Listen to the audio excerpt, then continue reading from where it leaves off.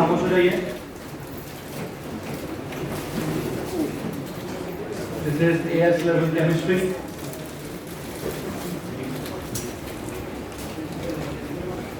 Chemistry की notebook निकाल लीजिए प्लीज। केमिस्ट्री में आपको मालूम है हम इनऑर्गेनिक केमिस्ट्री पढ़ रहे हैं और इनऑर्गेनिक केमिस्ट्री के आदि ध्यान बोलते हैं 2 चैप्टर्स हमारे हो चुके हैं। पहला चैप्टर था पीरियड नंबर 3 के नाम से, फिर दूसरा चैप्टर था ग्रुप नंबर 2 के हिसाब से। अभी हमारा तीसरा चैप्टर चल रहा है ग्रुप नंबर 7 या फिर 17 के हिसाब से। ग्रुप नंबर 7 या जो 17 है इसको भी हम पढ़ रहे हैं और ग्रुप 7 या 17 के जो एलिमेंट्स होते हैं लाइक कौन कौन से, फ्लोरीन, क्लोरीन, बच्चों बातें नहीं करें, फ्लोरीन, क्लोरीन, ब्रोमीन या आयोडीन एलिमेंट्स देखेंगे तो इस तरह से हैं। इनकी एक्चुअल में एग्जिस्टेंस देखेंगे F2, Cl2, Br2 या I2 ही है। इनकी स्टेट्स देखेंगे तो ये पहले वाले 2 गैसेस हैं। ब्रोमीन जो है वो लिक्विड है, आयोडीन और एस्टेटीन की अगर डिस्कशन की जाए तो वो दोनों सॉलिड्स हैं। ठीक है, कल मैंने 2 तरह की बातें की हैं। एक मैंने आपको इनकी फिजिकल प्रॉपर्टीज समझाने की कोशिश की है और एक मैंने इनकी कुछ बेसिक केमिकल प्रॉपर्टीज सिखाने की कोशिश की है। कौन कौन सी, अगर मैं स्पेसिफिकेशंस देखूं तो स्पेसिफिकेशन वाला कहता है कि आपको क्या पता होना चाहिए। चलिए सबसे पहले describe the colours and the trend in volatility of chlorine, bromine and iodine. क्या उनका कलर क्या है? क्लोरीन का कलर क्या है? Yellowish green. ब्रोमीन का कलर क्या है? Reddish brown. आयोडीन का कलर क्या है? Dull black. अच्छा, अब सीन ये है, मुझसे किसी ने ब्रेक में पूछा है कि सर आपने ओ लेवल्स में आयोडीन सॉलिड की बजाय आयोडीन एक्वियस का कलर भी पढ़ा हुआ है। तो एक काम करिए, जाइए उस पेज पर जहां पर आपने आयोडीन सॉलिड का कलर लिखा है, उसके हेडर पर, उसके फुटर पर, लेफ्ट पर, राइट पर जहां भी जगह खाली है वहां जाकर एक 2 चीज आप भी नोट कर लीजिए।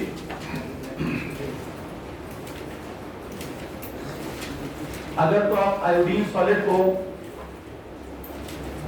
हीट करते हैं और आयोडीन सब्लाइम कर जाता है तो आयोडीन के क्या निकलेंगे? वेपर्स। जी, आपको आयोडीन के वेपर्स ओ लेवल्स में आपने याद किए हुए हैं। क्या कर रहे हैं आपके साथ? वायलेट किस्म के इसके वेपर्स होते हैं, वायलेट वेपर्स।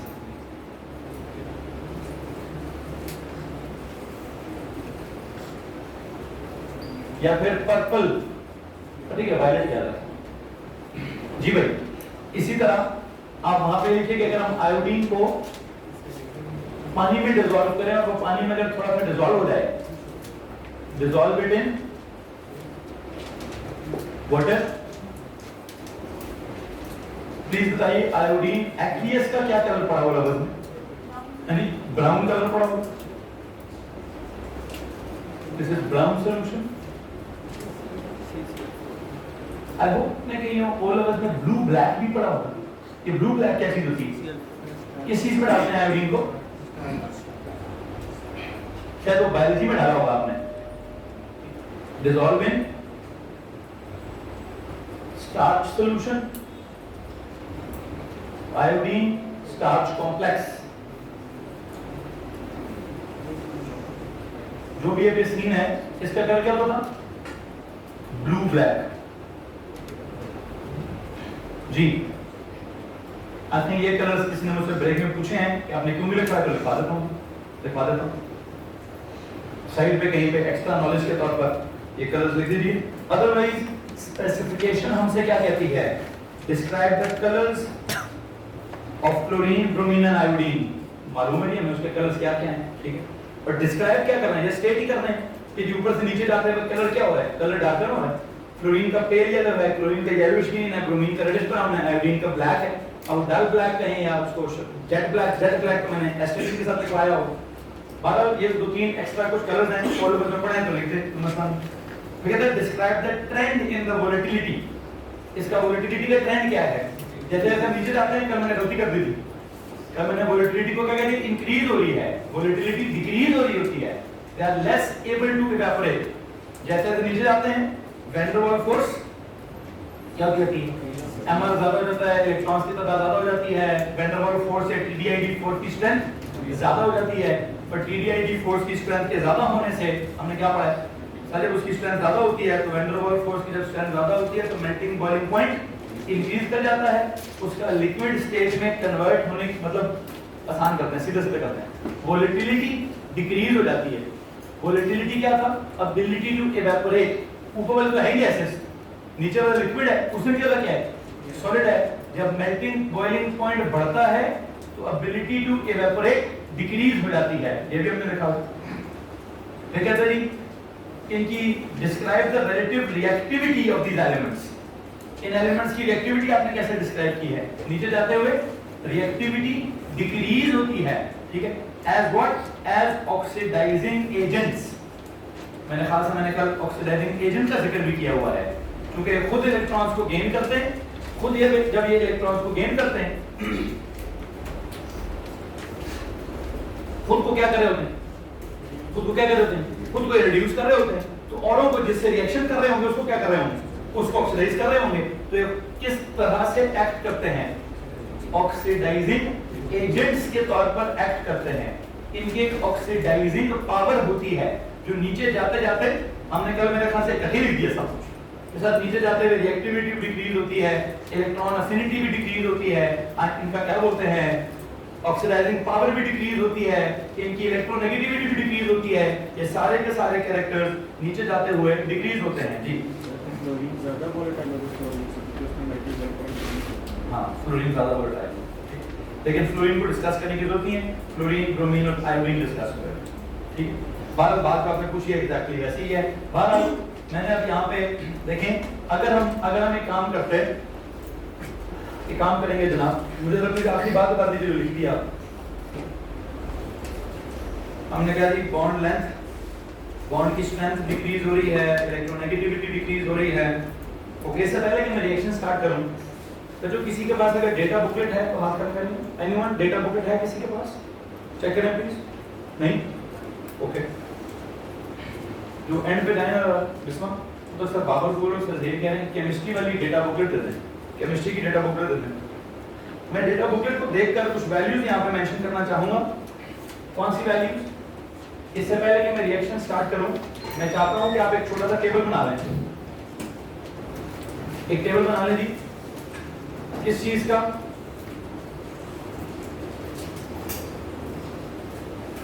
ताकि आपको कुछ वैल्यूज का अंदाजा हो जाए। नंबर 1, टेबल का जो पहला कॉलम है वहां पे लिखेंगे हैलोजेंस,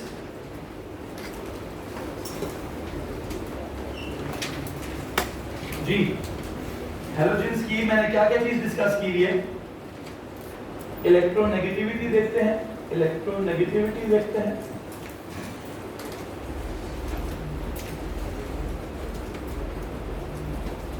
इनकी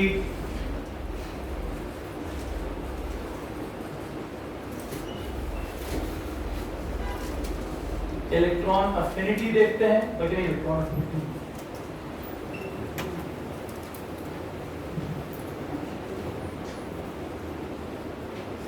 ऑक्सीडाइजिंग पावर देखते हैं, इनकी बॉन्ड स्ट्रेंथ देखते हैं जी, ऑक्सीडाइजिंग स्ट्रेंथ की वैल्यूज हैं,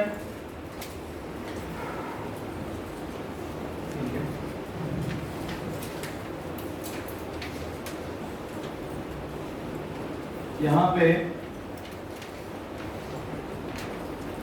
सबसे पहले किसी पेज पे मेरे पास बॉन्ड स्ट्रेंथ गिवन है, मैं वो लिखता चलूं। There is this fluorine, bromine and iodine.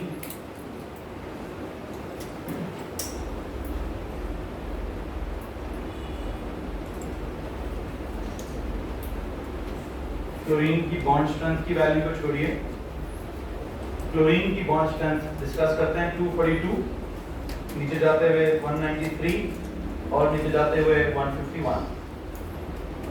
Data booklet में कहीं ये वाली वैल्यूज लिखी थी, क्लोरीन की उसने वैल्यू नहीं लिखी हुई, लिखी भी है तो मैंने डिस्कस नहीं करना। ऑक्सीडाइजिंग पावर,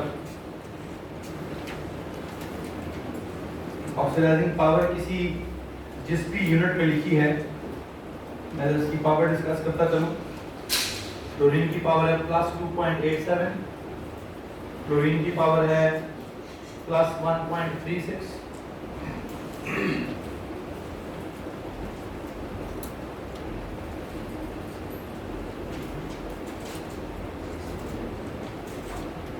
ये कुछ वैल्यूज लिखी हुई हैं। बॉन्ड स्ट्रेंथ जो है वो लिखी है किलो जूल्स पर मोल के अंदर। ऑक्सीडाइजिंग पावर जो है इसकी वैल्यूज को एक्सप्लेन नहीं करूंगा, इसकी यूनिट लिखी है वोल्ट्स के अंदर। Electronegativity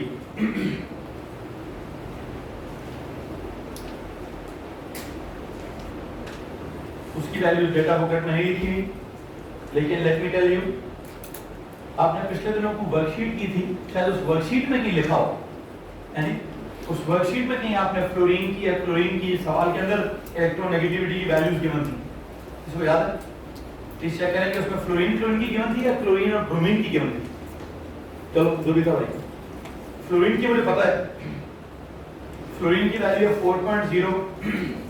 I just suppose that is just suppose कि इसकी वैल्यू है 3.0, इसकी वैल्यू है 2.0, इसकी वैल्यू है 1.0।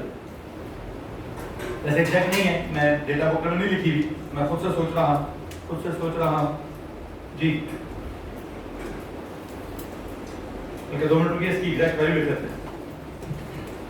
4.0 है, पहली वैल्यू को कंफर्म है 4.0।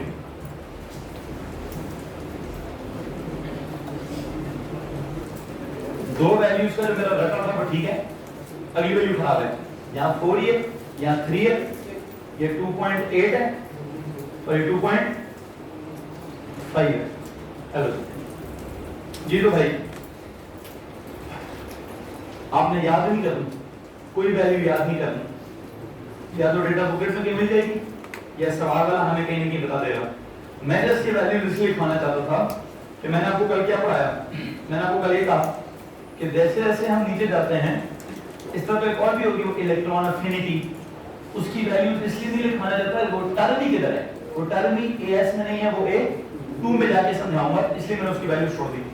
भारत इलेक्ट्रोनेगेटिविटी का हमें मतलब पता है, क्या मतलब इलेक्ट्रोनेगेटिविटी का?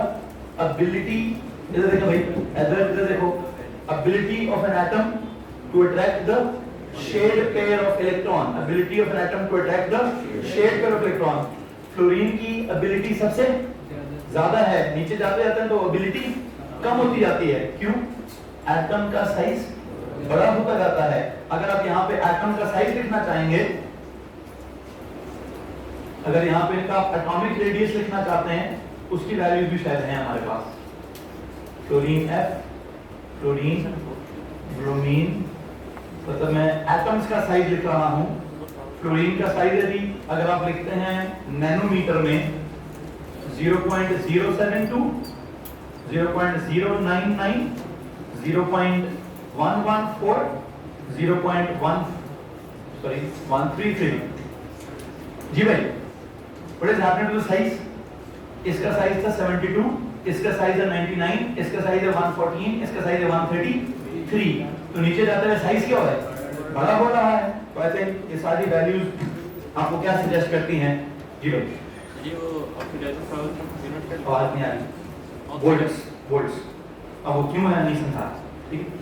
जस्ट इतनी बार समझाना चाहता हूं कि कल जो मैं आपको क्वालिटेटिव अंडरस्टैंडिंग दे रहा था, कल जो मैं आपको क्वालिटेटिवली बता रहा था कि नीचे जाते हुए एटॉमिक रेडियस बड़ा होता है, तो न्यूक्लियस से लेकर वैलेंस शेल तक, ये वैलेंस शेल से बाहर तक किसी इलेक्ट्रॉन को जिसको इसने गेन करना है, उसका फासला क्या रहता है?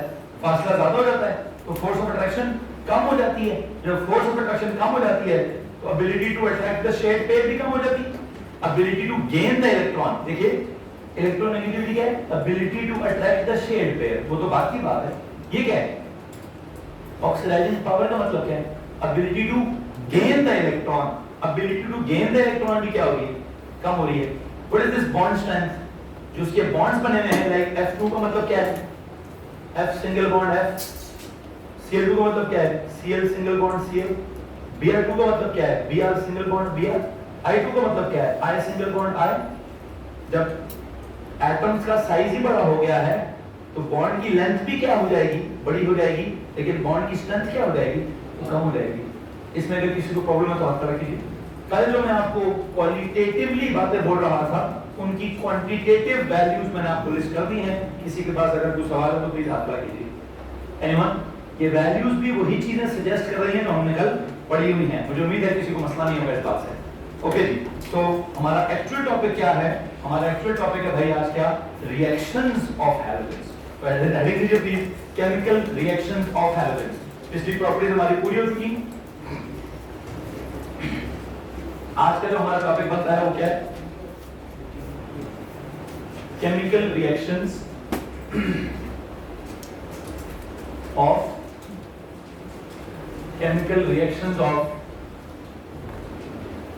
halogens. Chemical reactions of halogens.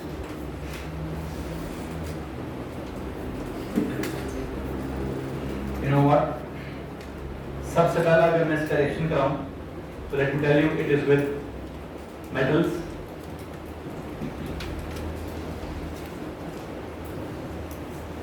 Halogens का जाती तर्जुमा बताने की कोशिश करें। Halogens salt formers. क्या मतलब है सॉल्ट फॉर्मर का? ये हैलोजेंस बेसिकली क्या करते हैं?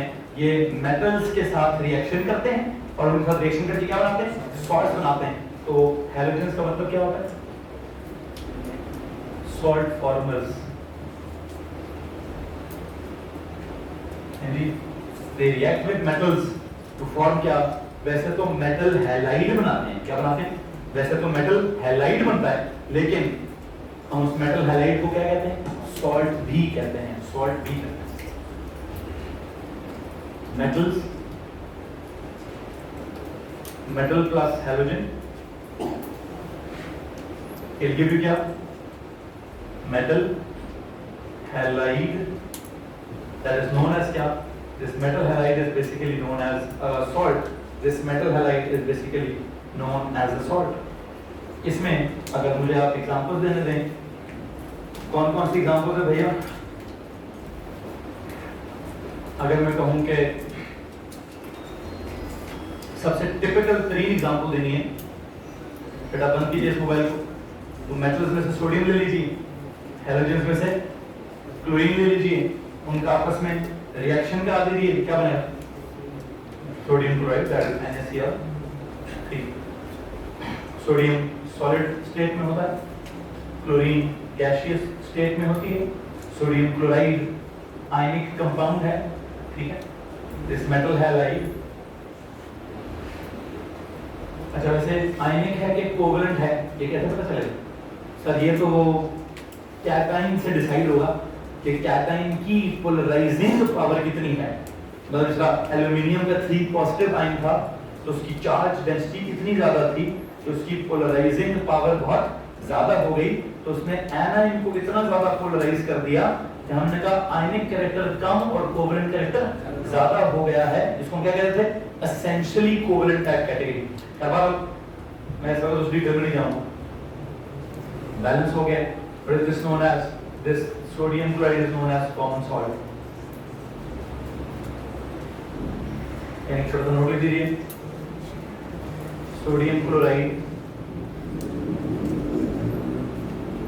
is a common salt. Sodium chloride is a common salt. बाकी क्लोरीन का रिएक्शन आपने सिर्फ सोडियम नहीं, मैग्नीशियम के साथ भी पढ़ा हुआ है, एल्यूमिनियम के साथ भी पढ़ा हुआ है, सिलिकॉन के साथ भी पढ़ा हुआ है। वो तो आपने पीरियड नंबर 3 में रिएक्शन विद क्लोरीन के खाते में सारों के साथ ही पढ़ा हुआ है, ठीक है। बाहर अगर मैं ग्रुप नंबर 2 को ज्यादा, बल्कि आपने ग्रुप नंबर 2 का भी रिएक्शन पढ़ा होगा क्लोरीन के साथ, पढ़ा क्या नहीं? देखते हैं जनाब, ये कर लें। अगर हम यहाँ पे ग्रुप नंबर 2 की बात करें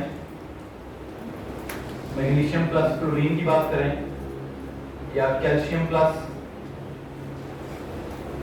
ब्रोमीन की बात करें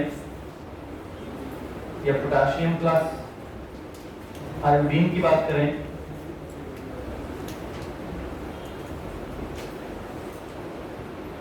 लो जी, कोई भी मेटल ले लो, कोई भी हैलोजन ले लो,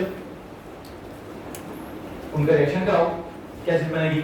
मेटल हैलाइड बनेगा, जिसको क्या आप सॉल्ट भी कह सकते हैं। This is MgF2, it should be a solid. This is CaBr2, it should also be a solid. This is potassium iodide, this is also a solid. As far as balancing is concerned, यहाँ पे half लिख दो।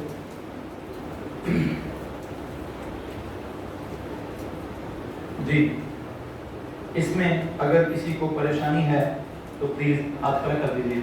Anyone? ये जो halides होते हैं, halogens क्या करते हैं? मेटल्स के साथ रिएक्शन करके मेटल हैलाइड बनाते हैं। मेटल हैलाइड्स क्या होते हैं? मेटल हैलाइड का मतलब ही क्या होता है?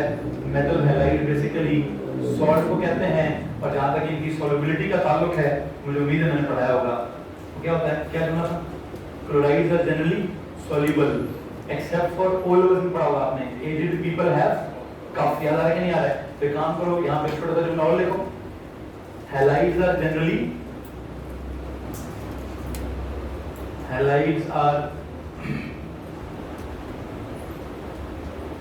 soluble except for aged people have cough. aged का था सिल्वर क्लोराइड, पीपल का था लेड क्लोराइड, हैव का था मर्क्यूरी का क्लोराइड, कफ का है कॉपर का क्लोराइड। कफ है कॉपर का क्लोराइड। जी, इसमें अगर किसी को परेशानी है तो प्लीज हाथ खड़ा करें। एल्युमिनियम क्लोराइड को A2Cl6 लिखने के लिए लिखवाया मैंने नोटिफिकेशन, इसलिए किसी पेज पर पूरी जो भी आप सवाल पूछेंगे सब कुछ लिखा होगा। और पहले भी बैलेंस करते रहो 2 आएगा तो A2Cl6। हाँ जी भाई, यहाँ तक किसी को परेशानी है? एल्युमिनियम का रिएक्शन इसलिए नहीं लिख पाया कि उसका जो प्रोडक्ट बनता है वो क्या था? AlCl3, फिर होता था वो Al2Cl, तो डायमर सा था, थोड़ा एसेंशियली कोवलेंट सा था। मैंने इसलिए उस एसेंशियली कोवलेंट को डिस्कस नहीं किया।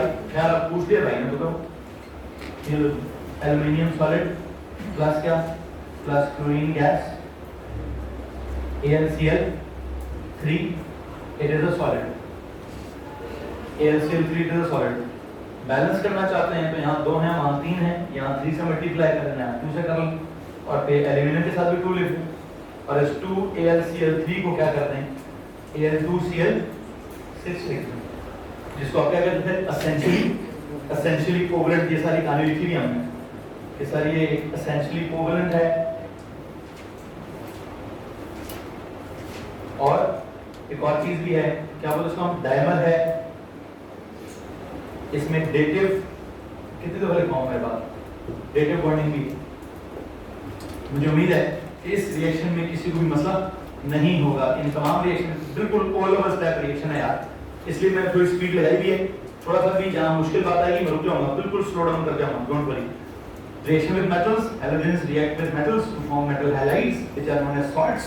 And you know these salts are generally soluble in water. ठीक है, halides are generally soluble in water, except for aged people have cough. Silver chloride, lead chloride, mercury का chloride, copper का chloride को छोड़ दें, बाकी सारे क्लोराइड या ब्रोमाइड या आयोडाइड या जनरली मैंने हैलाइड्स के लिए बोला है। एग्जांपल बेशक मैंने क्लोराइड्स की दी है, लेकिन बात मैंने हैलाइड्स की बोली है। कोई भी हैलाइड होगा, they are all soluble in water. You know how? ये कुछ पूछना चाहते हैं? एसेंशियली कोवलेंट दिया है डायमर। डायमर मतलब जिसमें डेटिव बॉन्डिंग होगी और 2 मॉलिक्यूल्स आपस में डेटिवली जुड़े होंगे। 2 मॉलिक्यूल्स आपस में पढ़ाया हुआ पिछले चैप्टर में, बड़ी डिटेल से पढ़ाया हुआ। ठीक, सो एनीथिंग एल्स बच्चों? किसी ने कुछ और सवाल पूछना है? नो? ओके जनाब, यहाँ से चलते हैं थोड़ा सा मजीद आगे, यहाँ से चलते हैं थोड़ा सा मजीद आगे। रिएक्शन नंबर 2 की तरफ जाते हैं। रिएक्शन नंबर 2 क्या है? मेटल्स के साथ आपने रिएक्शन करा दिया है। मेटल्स के साथ तो आपने इनका रिएक्शन करा दिया है, मुझे प्लीज बताइए इनका एक और रिएक्शन भी है with something positive, with something positive. What is that? That is hydrogen. So please लिखिए reaction with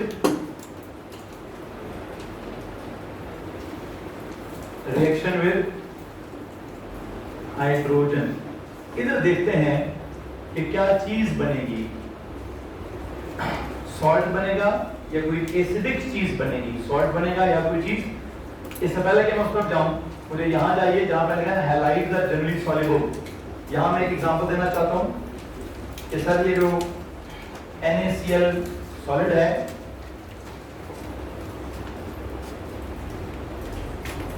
इसको डिसॉल्व करके बताना चाहता हूं। NaCl सॉलिड पानी में क्या होता है, डिसॉल्व होके NaCl एक्वियस बनाता है, ठीक है। और वहां पे क्या सीन हो रहा था जी, यहाँ पे ये डिसॉल्व करता है, डिसॉल्व इन वाटर। जहां तक आपने मजीद कुछ क्लोराइड्स पढ़े हैं MgCl2, वहां पे आपने क्या पढ़ा था सर, 99% डिसॉल्व होता है, ओनली 1% हाइड्रोलाइज होता है। याद है रिएक्शन था जिसमें मैग्नीशियम क्लोराइड ने पानी में जाकर 99% तो खुद को डिसॉल्व किया, लेकिन 1% खुद को क्या कर दिया, 1% थोड़ा रिएक्ट कर लिया, जिसके नतीजे में थोड़ी सी HCl पैदा हुई थी, ठीक है। खैर मैंने वहां पढ़ाया हुआ है। एल्यूमिनियम क्लोराइड के साथ हमने क्या कहा कि सर वो डिसॉल्व भी होता है, ज्यादा रिएक्ट करता है। जब ज्यादा रिएक्ट हुआ उसका रिएक्शन भी आपके सामने था, लेकिन जनरली इस वक्त मैं बताना चाहता हूं they are generally soluble in water. Solubility की बात करिए, सॉल्युबिलिटी की बात कीजिए। पानी के साथ जो इनका रिएक्शन है वो मैंने पीरियड नंबर 3 के किसी चैप्टर में डिस्कस किया हुआ है, ठीक है, यहाँ मुझे डिस्कस करने की जरूरत नहीं है। पर आप में से किसी के पास कोई सवाल है तो आप प्लीज पूछ सकते हैं, ठीक। आगे चलते। Then there is this reaction with hydrogen. Reaction with hydrogen. Hydrogen plus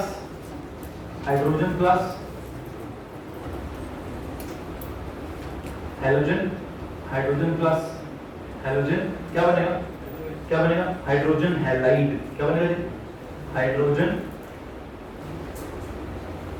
halide, ठीक है।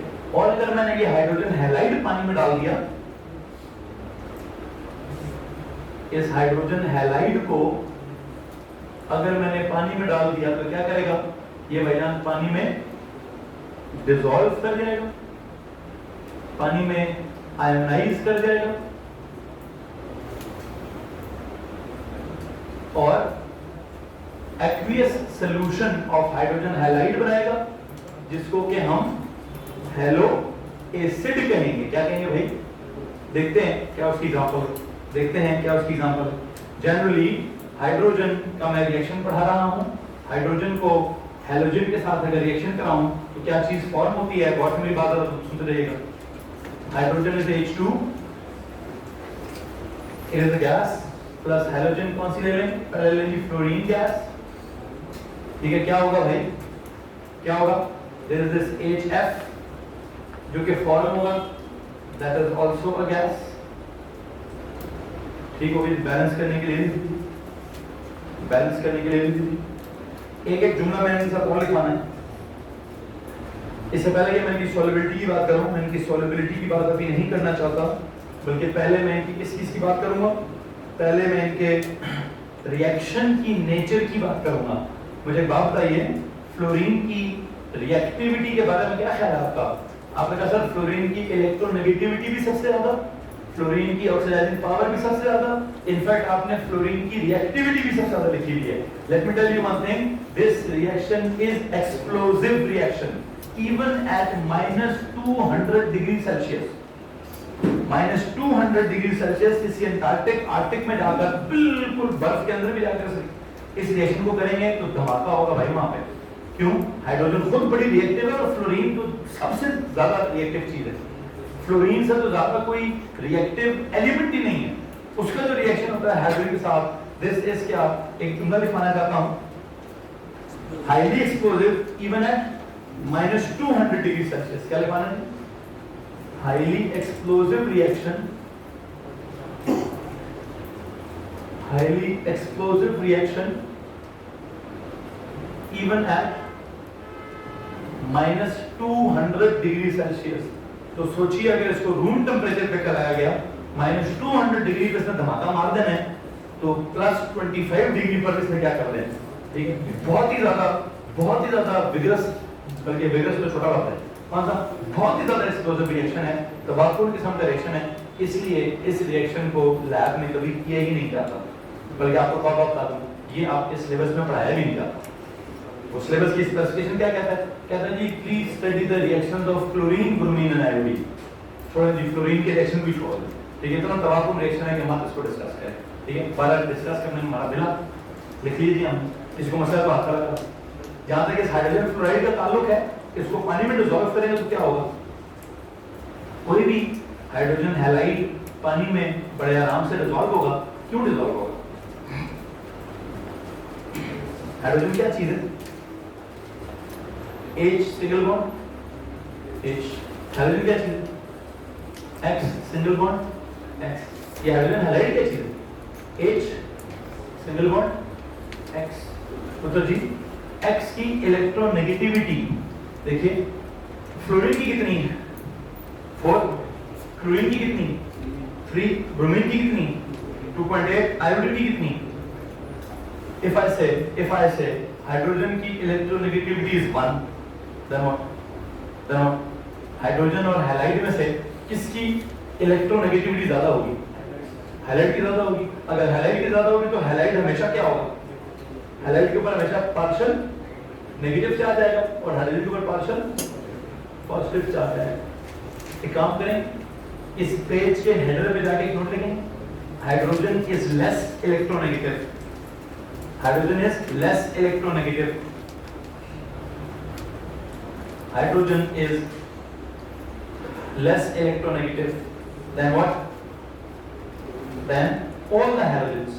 Hydrogen is less electronegative than all the halogens, is less electronegative than all the halogens।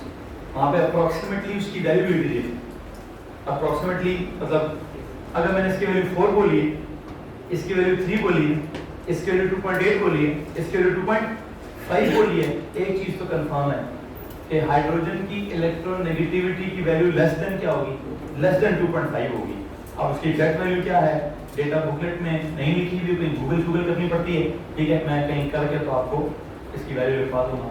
फिर इतना हमें पता है, इतना आपको पता होना चाहिए कि हाइड्रोजन की इलेक्ट्रोनेगेटिविटी की वैल्यू हैलोजन से कम होती है, वो लेस इलेक्ट्रोनेगेटिव होता है। जिसका मतलब ये है हाइड्रोजन हैलाइड के अंदर जो शेड पेयर ऑफ इलेक्ट्रॉन है उसको खींचने की ताकत किसके पास ज्यादा है, उसको खींचने की ताकत हैलोजेंस के पास ज्यादा है। तो हैलोजन उसको ज्यादा खींच लेते हैं, तो हैलोजन क्या करते हैं, पार्शियल नेगेटिव हो जाता है, हाइड्रोजन पार्शियल पॉजिटिव होता है। ये चीज क्या है, पोलर है। कौन है, पोलर कोवलेंट कंपाउंड है। तो क्या होता है, रेडिली व्हाट, रेडिली डिसॉल्व्ड इन, बच्चों बताएंगे please, readily dissolved in water, readily dissolved in water. क्योंकि पोलर कोवलेंट है, तो जो पोलर कोवलेंट चीज होती है वो रेडिली डिसॉल्व करती है पानी में। एक असूल पढ़ा हमने, polar dissolves in polar, non polar dissolves in non polar. So पानी में आराम सुकून से इसको डिसॉल्व कराएंगे। पानी में जब आप इसको डिसॉल्व कराएंगे तो HF गैस पानी में डिसॉल्व कराएंगे, क्या बनेगा, HF एक्वियस, जिसमें H पॉजिटिव आयंस भी होंगे और क्या होगा भाई, F1 नेगेटिव आयंस भी होंगे। नाम क्या रखेंगे आप इसका, अगर HCl एक्वियस होता क्या नाम होगा, हाइड्रोक्लोरिक एसिड। इसका नाम क्या होगा, हाइड्रोक्लोरिक एसिड। ऊपर आ गया हेलो एसिड, हाइड्रोहेलिक एसिड, हाइड्रोहेलोइक एसिड, जो भी है भाई, हेलो एसिड ठीक है। नीचे हाइड्रोफ्लोरिक, हाइड्रोक्लोरिक, हाइड्रोब्रोमिक, हाइड्रोआयोडिक, ठीक है। किसी को मसला तो हाथ पर कर दीजिए।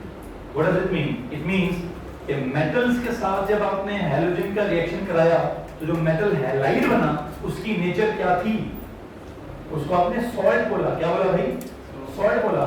हाइड्रोजन से जो रिएक्शन करा रहे हैं, हाइड्रोजन हैलाइड जो बन रहा है, हेलो, जब वो पानी में डिसॉल्व होकर हेलो एसिड बनेगा तो इसकी नेचर क्या होगी? Acidic in nature, acidic in nature. जी भाई, किसी को मसला इस बात से? एनीवन? एसिड क्यों है? पानी में डिसॉल्व करो तो कौन से आयन्स हैं जो एसिडिटी के लिए रिस्पांसिबल होते हैं? सर वो H पॉजिटिव आयन होता है जो एसिडिक कर देता है चीज को, तो इनमें है ना H पॉजिटिव आयन। किसी को मसला बात कर दीजिए। एनीवन?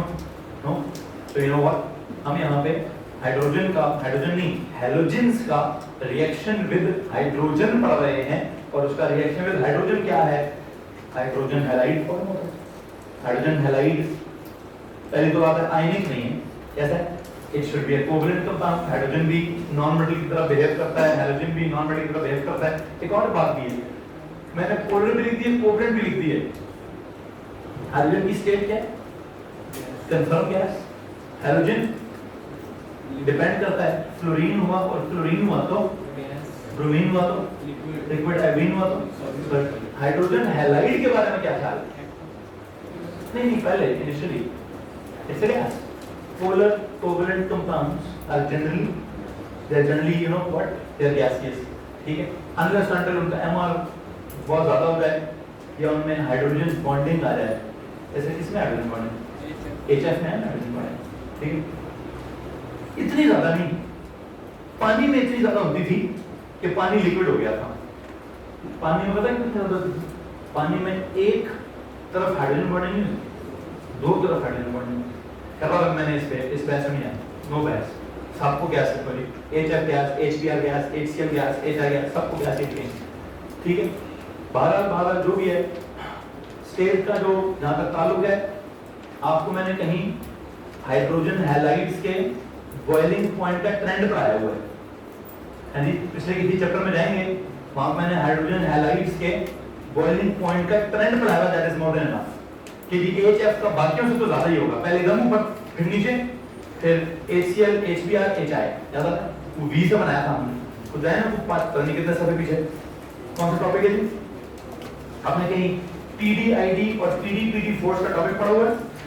वहां पे आपका टॉपिक चल रहा है जी, compare the boiling points of different molecules. उसमें से क्या है जी? Noble gases down the group, halogens down the group, non metals of period number 3, फिर alkanes down the homologous series, फिर हाइड्राइड्स ऑफ ग्रुप नंबर 7, फिर हाइड्राइड्स ऑफ ग्रुप नंबर 6, फिर hydrides of group number 5, उन सब का एक V जैसा trend है। यदि HF सबसे ऊपर, H2O सबसे ऊपर, NH3 सबसे ऊपर, बाकी आई थिंक मैंने समझाया है, मैं उसमें ज्यादा डिटेल में नहीं जाना चाहता। बहरहाल हैं सबके सब गैसेज, हैं सबके सब गैसेज। कुछ सवाल है आपके पास तो पूछ लो यार, इसके बाद कुछ सवाल है इस रिएक्शन को लेकर? नो, अगले रिएक्शन पे है। Next reaction is hydrogen gas plus chlorine gas. जी क्या बने? HCl, that is also a gas. ये जो रिएक्शन है, एक्सप्लोजिव तो है, लेकिन -200 पे नहीं। This is explosive in sunlight. This is explosive in explosive reactions in the sunlight, but normal reaction in the क्या? In the darkness, in the dark. अंधेरे में रिएक्शन कराओगे तो नॉर्मली हो जाएगा, रोशनी में कराया, थोड़ी सी एनर्जी दी इसको तो कहेगा मैं तो बताता हूँ एनर्जी क्या होती है, ठीक है? ढेर सारा धमाका करते हैं, तो क्या फीलिंग आ रही? फीलिंग क्या आ रही? सर फ्लोरीन बहुत ज्यादा रिएक्टिव है, उसका रिएक्शन -200 डिग्री पर भी, इतनी सख्त सर्दी में भी एक्सप्लोजन मार दिया उसने। इसने क्या किए? इसने रोशनी में एक्सप्लोजन किए, अंधेरे में इसने कहा नॉर्मली होगा। इस मसले पास मतलब chlorine is less reactive than chlorine, ठीक हो गया? अब जो आपने HCl बनाया इसको पानी में डालोगे, इस एसिड से तो आप बखूबी वाकिफ हैं। क्या नाम है इसका? HCl aqueous. इसमें क्या होता है? H1 पॉजिटिव आयन होते हैं और Cl1 नेगेटिव आयन होते हैं, और इस H1 पॉजिटिव आयन की वजह से आप इसको क्या कहते हैं? क्लोरिक एसिड क्या है? किसी को मसला तो आप खड़ा करेंगे प्लीज। नो, आगे चल। There is this hydrogen plus क्या? Bromine. Bromine is in the liquid state.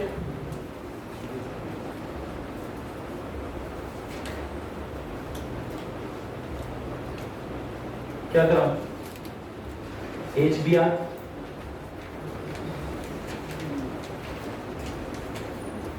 इसको क्या लिखो? अगर आपको ये पता है कि रिएक्टिविटी नीचे जाते हुए कम हो रही है, इसको आपने कहा हाईली एक्सप्लोसिव एट -200। इसको आपने कहा explosive during in the sunlight but normal in the dark. इसको क्या कहो? नहीं, एक्सप्लोसिव का तो सवाल ही पैदा नहीं होता इसके साथ। एक्सप्लोसिव का तो सवाल ही पैदा नहीं होता। It is a slow reaction in the sunlight, ठीक है? And there is no reaction in the dark. What is it? There is a slow reaction. This is a slow reaction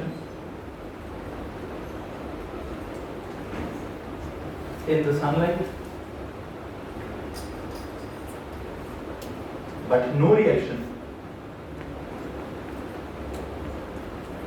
in the dark.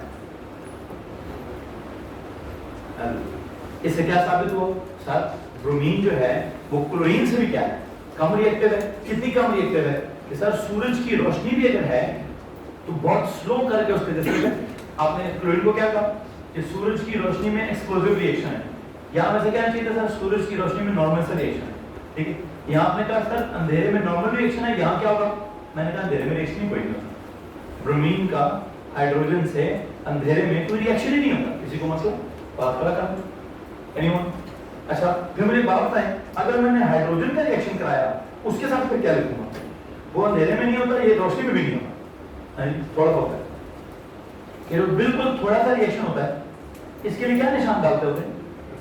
हाँ जी, इसके लिए क्या करेंगे भाई? मैं reversible का निशान लगा दूं। और इस रिवर्सिबल का मतलब क्या होगा? सर अंधेरे में तो सवाल ही पैदा नहीं होता है, रोशनी में भी क्या है? ये रोशनी में भी एक स्लो रिएक्शन है that never goes to completion. Reversible का मतलब क्या होता है? जो खत्म क्या होता है? रिएक्शन मिक्सचर के अंदर थोड़ा सा ये भी मौजूद होता है, थोड़ा सा फॉरवर्ड रिएक्शन भी हो रहा था। जैसे जैसे हाइड्रोजन आयोडाइड बन रहा है, सफी साहब फोटो देखेंगे, वैसे वैसे हाइड्रोजन आयोडाइड पड़े पड़े टूट भी रहा होता है। इतनी लेस स्टेबल चीज है, इतनी लेस स्टेबल चीज है कि पड़े पड़े टूट भी रही होती है। तो हम यहाँ इसको क्या कहेंगे? इसका भी एक नोट लिखिए। This is slow reaction. It is a very slow reaction. Very slow reaction that never goes to completion. That never goes to completion. That never goes to completion. इसका मतलब क्या है? That is a reversible reaction. Reversible reaction. जी भाईजान, इसकी मसला इस बात से हम क्या कह रहे हैं? हमारी ऑब्जर्वेशंस हमें क्या सिखा रही हैं कि जैसे जैसे आप ऊपर से नीचे आते हैं, फ्लोरीन से आयोडीन तक जाओ तो इलेक्ट्रोनेगेटिविटी कम हो जाती है, ऑक्सीडाइजिंग पावर कम हो जाती है, बॉन्ड स्ट्रेंथ कम हो जाती है। असल में क्या समझना चाहते थे? रिएक्टिविटी कम हो जाती है। और ये रिएक्टिविटी का कम होना कहाँ से एक्सप्लेन हो रहा है? सर वो रिएक्शन है, रिएक्शन की ऑब्जर्वेशंस हैं। ये ऑब्जर्वेशंस क्या एक्सप्लेन कर रही हैं? सिंपल सी तो बात एक्सप्लेन कर रही हैं कि नीचे जाते जाते reactivity decreases down to group 7 या 17। इसको मसला इस बात से? जी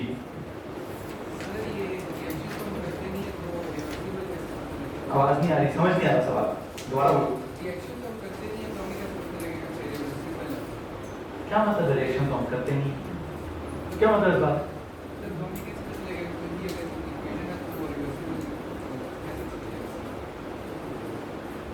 रिवर्सिबल होता है, रिएक्शन कराएंगे रिवर्सिबल होगा। हाँ, इस वक्त समझ आ रहा है? क्या समझ आ रहा है? क्यों नहीं हो रहा? वेरी इस बात करता हूँ तो मुझे आपका सवाल समझ नहीं आया। दोबारा सुन लेते हैं, दोबारा समझते हैं। देखो, मैं ये बताना चाहता हूँ कि फ्लोरीन बहुत रिएक्टिव है, तो मैंने क्या कह दिया, हाईली एक्सप्लोसिव रिएक्शन है। मैंने कहा ये थोड़ा दिन में तो एक्सप्लोसिव है, रात में बिल्कुल नॉर्मल है। ये दिन में भी बिल्कुल स्लो रिएक्शन है, रात में तो सवाल ही पता नहीं होता। ये दिन में भी क्या होता है, बिल्कुल थोड़ा सा रिएक्शन होता है, बिल्कुल थोड़ा सा रिएक्शन, इतना थोड़ा होता है कि जिसके बारे में हम क्या कहते हैं, it never goes to completion. सारी हाइड्रोजन और सारी आयोडीन खत्म ही नहीं होती, ठीक है। बीकर के अंदर हाइड्रोजन भी मौजूद रहती है, आयोडीन भी मौजूद रहती है, और हाइड्रोजन आयोडाइड भी मौजूद रहता है, ठीक है। सारा हाइड्रोजन कन्वर्ट ही नहीं होता, मतलब रिएक्शन ही कंप्लीट नहीं हुआ। तो ऐसे रिएक्शन को क्या बोलूं जो कंप्लीट नहीं हुआ, रिवर्सिबल है ना मेरे पास बात उसको बोलने के लिए। अब यहाँ से आगे आप क्या पूछ रहे हो, आप ये पूछना चाहते हैं सर हमें कैसे पता चलेगा कि कौन सा रिएक्शन रिवर्सिबल है। हमें ऐसे पता चलेगा कि ये रिएक्शन रिवर्सिबल है। कैसे, ये बहुत रिएक्टिव है, इतना कम रिएक्टिव और कम रिएक्टिव, इतना कम रिएक्टिव कि रिएक्शन खत्म ही नहीं हुआ। आपने जुमला बोला सर रिएक्शन तो हम करते ही नहीं है, तो हमें कैसे पता चलेगा रिवर्सिबल है। क्या किसने कहा कि हम रिएक्शन नहीं करते, किताब वाले ने, नोट्स वाले ने, सिलेबस की स्पेसिफिकेशन वाले ने रिएक्शन करके लिखा हुआ है, तो प्रैक्टिकली लैब में परफॉर्म हुआ है, ठीक है। परफॉर्म करके उन्होंने कहा यदि आयोडीन का वेपर कलर खत्म ही नहीं हुआ, आयोडीन का जिस तरह ये रिएक्शन होगा, फ्लोरीन का क्या कलर होता है, पेल येलो। रिएक्शन के एंड पे there is nothing which is pale yellow, everything is colourless. ये क्या था, येलोइश ग्रीन, स्टार्ट में येलोइश ग्रीन एंटर कराया होगा, बाद में सब एवरीथिंग इज, वो क्या कहते हैं, मिस्टी से फ्यूम्स बन जाते हैं उसके, कोई येलोइश ग्रीन चीज नहीं होती। Initially it was reddish brown, at the end of the reaction there is nothing which is brown.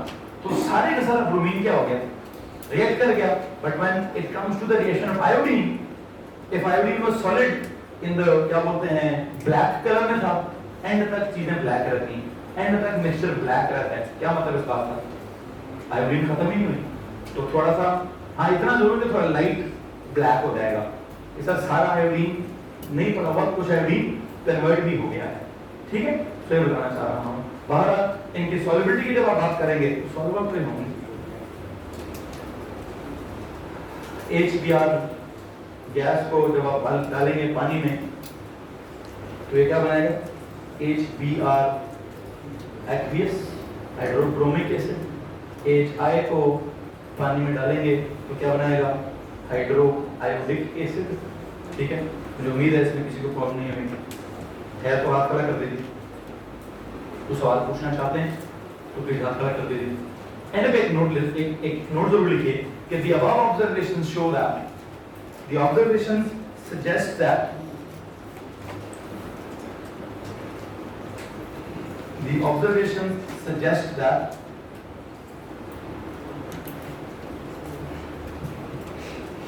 the observations suggest that क्या, the observations suggest that the reactivity of halogens decreases down the group. The reactivity of halogens decreases down the group. जी भाई, reactivity of halogens decreases down the group. Reactivity of halogens decreases down the group. यहाँ तक किसी को मसला है तो please हाथ खड़ा करें। Anyone? Okay. देखो भाई, जब हमने मेटल्स का रिएक्शन किया तो हमने मेटल हैलाइड बनाया, ठीक है। फिर मेटल हैलाइड की हमारे सामने कुछ प्रॉपर्टीज हैं, ठीक। इसी तरह यहाँ पे जब मैं हाइड्रोजन का हैलोजन के साथ रिएक्शन करता हूँ तो मैंने हाइड्रोजन हैलाइड बनाया। हाइड्रोजन हैलाइड की कुछ प्रॉपर्टीज हैं हमारे सामने। पहली क्या कि सर ये पोलर है, दूसरी क्या सर ये रेडिली सॉल्युबल है, तीसरी क्या इसके एक्वियस सॉल्यूशंस एसिडिक हैं। यहाँ तक इसकी मसला एनीवन? ओके। इनकी ना थोड़ी सी दो प्रॉपर्टीज और भी हैं जो हमने समझनी है। इनकी दो तीन प्रॉपर्टीज और भी हैं। एक काम करें, बैलेंस दोनों जो दो कॉलम शॉलम बनाए हैं उसको बराबर करें, एंड पे जाके दो नए कॉलम बना लें। एक तरफ लिखिए physical properties of hydrogen halides, एक तरफ क्या लिखेंगे physical properties of hydrogen halides, और दूसरी तरफ लिखिए chemical properties of hydrogen halides.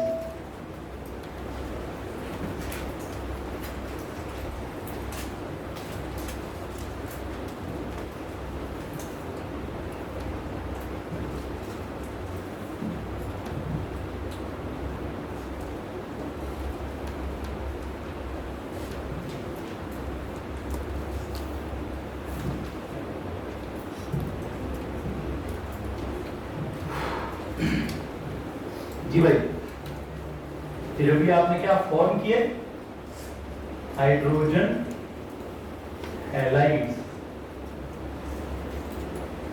मैं इनकी कौन कौन सी कुछ फिजिकल प्रॉपर्टीज तो लिखवा दी हैं,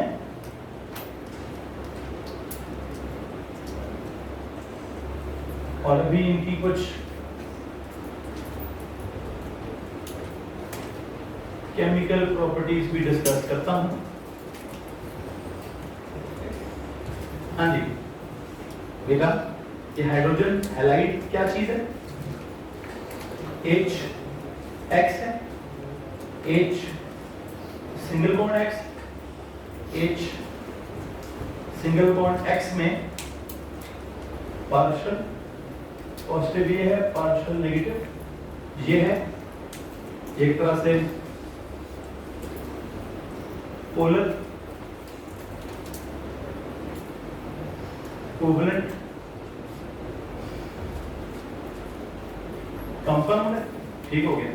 सबसे पहली इसकी फिजिकल प्रॉपर्टी क्या है? सबसे पहली फिजिकल प्रॉपर्टी है it is readily soluble in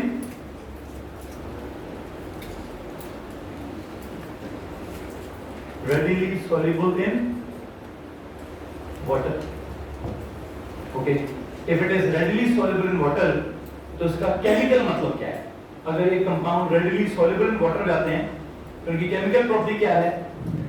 acidic in nature, acidic in nature, ठीक है। रेडिली सॉल्युबल के लिए अगर आप ये लिखते हैं कि इस HX को अगर पानी में डिसॉल्व कर दिया जाए HX एक्वियस बन जाता है तो ये गलत नहीं होगा। और अगर आप एसिडिक का मतलब ये लिखवाते हैं, एसिडिक क्या करते होते हैं? वो अंडरगो करते हैं क्या? Neutralisation reaction. दे अंडरगो क्या? Acids undergo neutralisation reactions. I hope बहुत सारे न्यूट्रलाइजेशन रिएक्शंस हमने डिस्कस किए हैं, दोबारा करने की जरूरत नहीं है। जैसे अगर आप एक आधी एग्जांपल लेते हैं तो मैं बता देता हूं। NaOH प्लस HCl, ये सबसे टिपिकल तरीन न्यूट्रलाइजेशन रिएक्शन क्या बनता है? NaCl aqueous plus H2O liquid, plus H2O liquid. लेकिन फिजिकल प्रॉपर्टीज में it is not just the solubility जो फिजिकल प्रॉपर्टी होती है, इसका एक बॉइलिंग पॉइंट टाइप चीज होती है या मेल्टिंग बॉइलिंग पॉइंट टाइप चीज होती है, ठीक है। इसका जो बॉइलिंग पॉइंट का जो ग्राफ है, मैं उस ग्राफ को रिव्यू करना चाहता हूं।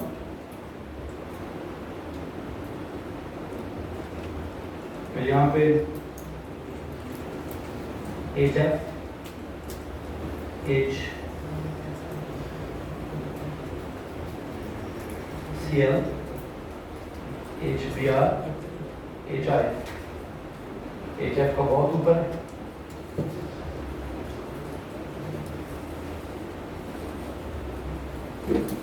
HF का सबसे ऊपर क्यों? जस्ट एक लफ्ज का जवाब चाहिए। HF का सबसे ऊपर क्यों? ड्यू टू नहीं, ड्यू टू पीडी नहीं, ड्यू टू हाइड्रोजन बॉन्ड है। इसमें पीडी क्या हो चुका है? इसका जो पीडी होता है वो इतना स्ट्रॉन्ग होता है, if there is this FO या N बॉन्ड हो, हाइड्रोजन पॉजिटिव के साथ F लगा हो या O लगा हो या N लगा हो, तो हमने कहा पीडी की स्ट्रेंथ एक्सपोनेंशियली राइज करती है, इतनी ज्यादा होती है कि हम उसको नॉर्मल पीडी के बजाय हाइड्रोजन बॉन्ड कहना स्टार्ट कर देते हैं। जी आते हैं, इसमें किसी को परेशानी नहीं हुई? जैसे आपने कहा है कि बॉइलिंग पॉइंट पहले डिक्रीज करता है, फिर अब ये boiling point first decreases then increases. ये डिक्रीज क्यों आता है? ये डिक्रीज क्यों आता है? ये बहुत ज्यादा पोलर है, ये इसको हम क्या बोलेंगे?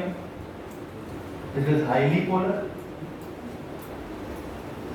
इसलिए इसका पीडी बहुत स्ट्रॉन्ग है। What is this? This is less polar, इसलिए इसका पीडी वीक है। इसके बाद पीडी की बजाय क्या चीज डोमिनेट कर जाती है?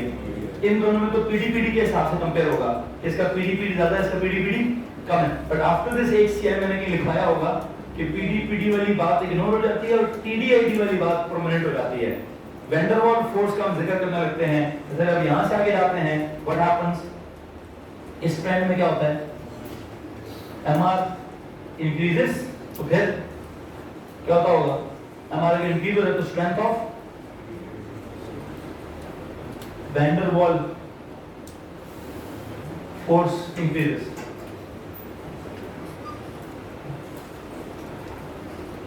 इधर पीडी डिक्रीजेस,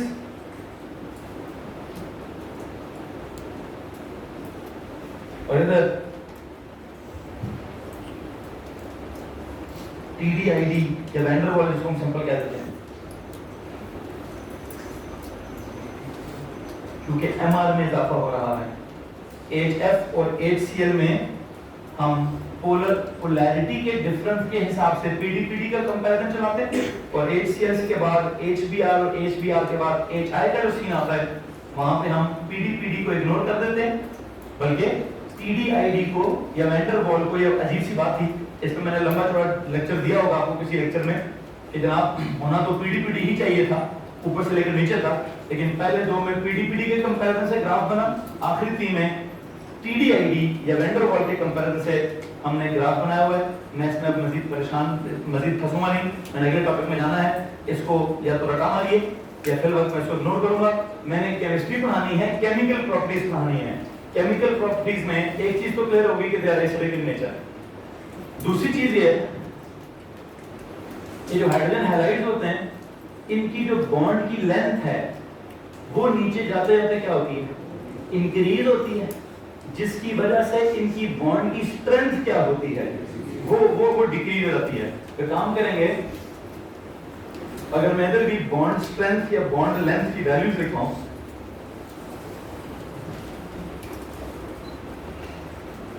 हाइड्रोजन हैलाइड यहां लिखता हूं, H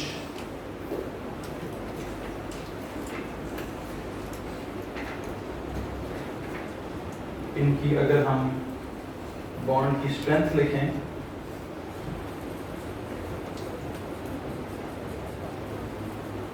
यहां मैं हाइड्रोजन हैलाइड का नाम लिखता हूं, यहां मैं इसकी बॉन्ड की स्ट्रेंथ लिखता हूं, पीरियोडिक टेबल में गिवन है, there is this HF, then there is this HCl, then there is this HBr, then there is this HI। HF को छोटा सा बनाएं, HCl को थोड़ा सा बड़ा बनाएं, HBr को और बड़ा बनाएं, HI को सही बड़ा बनाएं। बॉन्ड स्ट्रेंथ मेरे सामने है 562, 431, 366, 299। ये कुछ वैल्यूज हैं डेटा बुकलेट में लिखी हुई। Bond strength kilo joules per मोल। उधर क्या, हाँ जी उधर क्या इधर वो तो इसकी है F2 Cl2 Br2 I2, ठीक है, ये F2 की नहीं, इसके HF की, HCl की, HBr की, HI, ठीक है। व्हाट इज हैपनिंग, जैसे जैसे हम नीचे जाते हैं, you know what, as we move down the group bond length actually increases, जिसकी वजह से bond strength decreases। वैसे ये वाली bond strength क्या करेगी, ये भी तो डिक्रीज कर रही है, लेकिन ये किसकी वैल्यूज हैं, जो बोर्ड पे देखें, ये किसकी वैल्यूज हैं, सर ये तो नॉर्मल हैलोजन्स की हैं, कि हैलोजन का एटम नीचे जाते बड़ा हो रहा है, तो हैलोजन का अपना जो बॉन्ड है वो लंबा हो रहा है, तो हैलोजन का अपना जो बॉन्ड स्ट्रेंथ है वो कम हो रहा है। क्या मुझे लगता है मैंने पहले चैप्टर में बॉन्ड लेंथ और bond strength as a term define किया हुआ है, एज अ टर्म हमने पहले जब किया तो मुझे याद है मैंने किया हुआ, इलेक्ट्रॉन अफिनिटी नहीं किया था इसलिए मैंने उसको छोड़ दिया। बॉन्ड लेंथ पहले चैप्टर में कहीं लिखा होगा, some terms related to atomic structure में, या बॉन्ड स्ट्रेंथ लिखा होगा, बॉन्ड स्ट्रेंथ लिखा मैंने वहां पे, किलो जूल्स पर मोल नहीं लिखा था, भी लिखा देता हूं, फिर सुनिए आ गया, अभी लिखा देता हूं, the amount of energy that is required to क्या break 1 mole of a specific bond, kilo joule per mole का मतलब क्या है, energy required to break a specific bond, ये to break 1 mole of a specific bond. लिखें page के header पे, what is bond strength, the amount of energy required, bond strength का मतलब इस पेज के हेडर में लिखे, is defined as the amount of energy required क्या करने के लिए, to break 1 mole, to break 1 mole of a specific bond. Amount of energy required to break what? To break 1 mole of a specific bond. कोई मसला तो हाथ खड़ा करें? Anyone? No? Okay. So kilojoule per mole हो गया. Amount of energy required to break 1 mole of a specific bond. Bond की discussion हो गई. वो क्या हो रही है, नीचे जाता है, डिक्रीज हो रही है. क्यों? बॉन्ड की लेंथ एक्चुअली क्या हो रही है, इंक्रीज हो रही है. तो काम कीजिए, bond strength decreases as we move down the group because bond length increases. जवाब लिखेंगे इस टेबल के नीचे जाइए, नोट कीजिए. देखिए जी, बॉन्ड स्ट्रेंथ डिक्रीजेस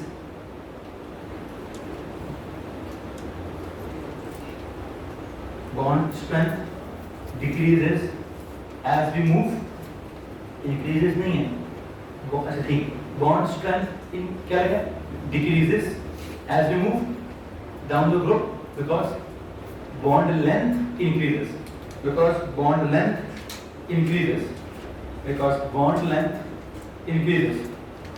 अच्छा, अब मैं आपको एक बात बताऊं, इसी bond length या bond strength के साथ अगर मैं एक और लफ्ज़ रिलेट करूं, थर्मल स्टेबिलिटी, किसको, इसी अगर मैं कहता हूं कि बॉन्ड स्ट्रेंथ नीचे जाते हुए डिक्रीज हो रही है, तो let me tell you, thermal stability of hydrogen halides also what, also decreases as we move down the, अगर मैं अब एक कॉलम बराबर का तो मैंने रिएक्शन लिखवाना है, इस जुमले के साथ एक रिएक्शन लिखवाना है. एक काम करें, 2 मिनट रुकें, मैं चेक कर रहा हूं कि आपको कॉलम वैसे ही बढ़ाओगे हैं. यहाँ जगह है आपके पास, है जी, यहाँ है तो यहाँ लिख लीजिएगा, नहीं है तो नीचे जाके लिख लीजिए. ठीक, नीचे जाके लिख लीजिए. क्या बोला लिखा आपने, thermal stability also decreases as we move, thermal stability also decreases as we move down the group, as we move down the group. और थर्मल स्टेबिलिटी की वैल्यूज मैं कैसे कंफर्म करूंगा, सुनिएगा प्लीज.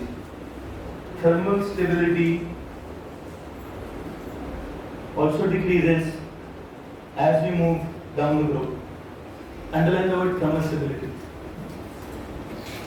आप लिखते हैं thermal stability also decreases as we move. Thermal stability का मतलब क्या होता है? Temperature required to break compound. Temperature required. Thermal stability को अंडर करके लिखें. Temperature required to break a bond. Temperature required to break a bond. Temperature required to break a bond also decreases as we move down the group. HF को तोड़ना है अगर मैंने H2 के अंदर और F2 के अंदर, तो टेम्परेचर चाहिए 2000. मोबाइल बंद करो भाई. HCl को तोड़ना है अगर मैंने, let me tell you, temperature चाहिए 1000. HBr को अगर तोड़ना है मैंने, तो टेम्परेचर चाहिए 500.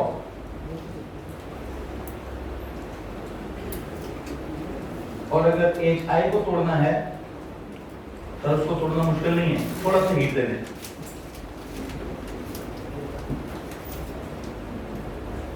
थोड़ी सी हीट, कितनी हीट देते, 500 को कम करें 50.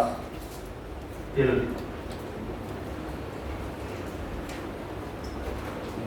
जी भाई, इसमें किसी को परेशानी है? Anyone? So you know what, एक ही तरह की बात आवाज घुमा फिर आगे कर रहे हैं. एक ही तरह की बात है जो मैंने हैलोजेंस के साथ बोला है कि हैलोजन का बॉन्ड जाती तौर पर नीचे जाते हुए वीक हो जाता है, तो हाइड्रोजन हैलाइड का जो बॉन्ड है वो भी नीचे जाते हुए क्या है, वो भी नीचे जाते हुए वीक हो जाता है. ठीक, बॉन्ड स्ट्रेंथ आपको दिखा दी, कम हो रही है. ठीक है, मतलब यू नो, मतलब ये हुआ जब मैं HF बना ही रहा था तभी समझ आ गया कि फ्लोरीन इतना रिएक्टिव है कि उसका कंपाउंड बहुत स्ट्रांग होगा, उसका कंपाउंड बहुत स्टेबल होगा. ऑन द अदर हैंड जब मैंने हाइड्रोजन आयोडाइड बनाया तो मैंने कहा यार वो रिएक्शन में क्या होगा, हाइड्रोजन आयोडाइड में वो रिएक्शन ही हमने कहा इतना स्लो रिएक्शन है, शायद इतना स्लो है कि वो कंप्लीट ही नहीं होता, तो उसका कंपाउंड ही क्या होगा, अरे कंपाउंड ही वीक सा कंपाउंड होगा, बहुत लेस स्टेबल सा कंपाउंड होगा, आराम सुकून से टूट जाएगा। पता कैसे टूट जाएगा, यहाँ पे मैं जुमला लिखाना चाहता हूँ, अक्सर पेपर में आता है हाइड्रोजन आयोडाइड का, अगर आपको कोई कहे ना कि ये एक बीकर है, बीकर के अंदर हाइड्रोजन आयोडाइड है, क्या है, आप एक काम करें, आप उसको हीट भी ना करें, उससे पता क्या करें, एक गिलास की रॉड लें, उसको थोड़ा सा गर्म करें, या थोड़ी सी हीट हुई हुई गिलास की रॉड लें, उसको इस हाइड्रोजन आयोडाइड के डब्बे में रख देना, जब थोड़ी सी गर्म हुई हुई रॉड हाइड्रोजन आयोडाइड के डब्बे में रख दें, आपको हाइड्रोजन आयोडाइड में पर्पल वायलेट किस्म के वेपर्स नजर आना स्टार्ट हो जाएंगे। क्या मतलब है इसका मतलब, अगर आप हाइड्रोजन आयोडाइड के मिक्सचर मतलब उसके बीकर में एक थोड़ी सी हीट अप हुई हुई ग्लास रॉड भी रखेंगे तो आयोडीन के वेपर्स क्यों नजर आएंगे, सर वो 2 मिनट में टूट जाएगा, उसमें 2 मिनट में टूट जाना है, कैसे टूट जाना है, प्लीज यहाँ पे आगे नोट लिखिए, hydrogen iodide decomposes, hydrogen iodide डीकंपोजेस,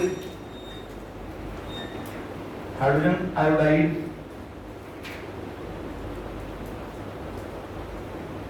decomposes even when a hot glass rod is introduced in the jar. Hydrogen iodide decomposes even when a hot glass rod is just introduced in the jar, in its jar, even when a hot glass rod is just introduced in its jar. मतलब proper flame के ऊपर रखने की जरूरत, आग लगाने की proper जरूरत नहीं है, जस्ट क्या करें, एक थोड़ा सा क्या करें, हीट अप को रॉड लें और उस रॉड को क्या कर दें, उस रॉड को उसके अंदर डिप कर दें, तो वो उसकी हीट से क्या हो जाएगा, टूट जाएगा। एक काम करें, हाइड्रोजन आयोडाइड डीकंपोजेस को डर जाए, आखिरी बात, जस्ट लास्ट फेज हमारे ये purple fumes are seen, purple fumes are seen, purple fumes are seen, जी भाई इसको मसला इस बात, एनीवन, चलो आई थिंक दैट्स इट। अभी हमारा 2-3 रिएक्शंस हैं जो रहते हैं, इंशाल्लाह उनको नेक्स्ट किसी कल के लेक्चर में डिस्कस करेंगे और कल कोशिश करेंगे कि इस ग्रुप 7 से भी अपनी जान छुड़ाएं, इसका भी काम मुकम्मल करें।